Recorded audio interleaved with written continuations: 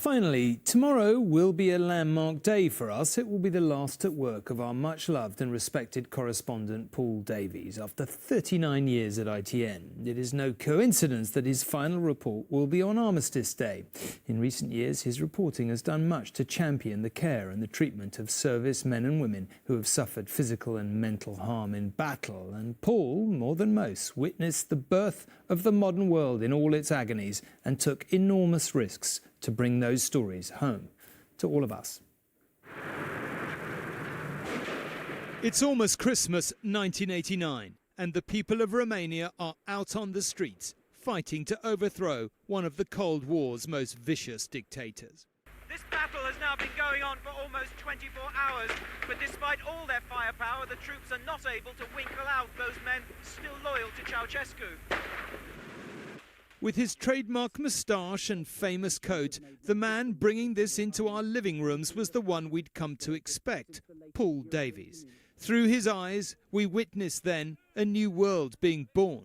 Are you surprised that it's all happened so very quickly, that the government has given in to you with such speed? I'm happy. Thank you. It was not without its painful moments. His remarkable account of the siege of Dubrovnik a few years later remains one of the most famous in ITN's history. When the Serbian-led federal forces first laid siege to Dubrovnik 6 weeks ago, they warned the Croatian garrison surrender or face the consequences. Few people in the world could have realized that this was what they meant by consequences. Then and long afterwards, there was horror. This Muslim village was ethnically cleansed by Croats 3 days ago. Minutes after leaving the burnt house, Colonel Stewart came across soldiers from the Croat Defence Force, the HVO. I don't need the permission of the bloody HVO. I am from the United Nations. And as far as I'm concerned, what has happened here is disgraceful. There are whole families up here that have been massacred. I'd like to know who's done it. And there was a great deal of danger. These people were civilians trying to flee the fighting. The blast from another shell blew 2 of us off the road.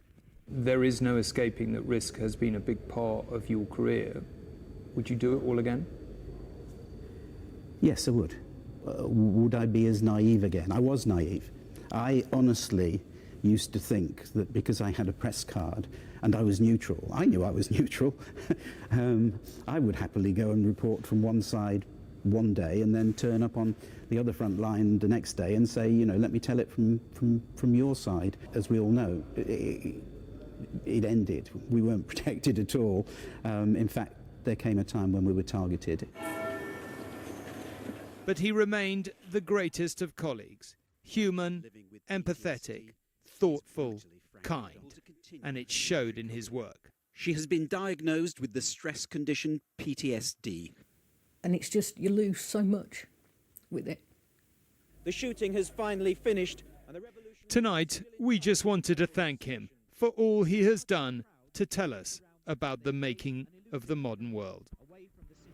Paul Davies, ITN, Bucharest.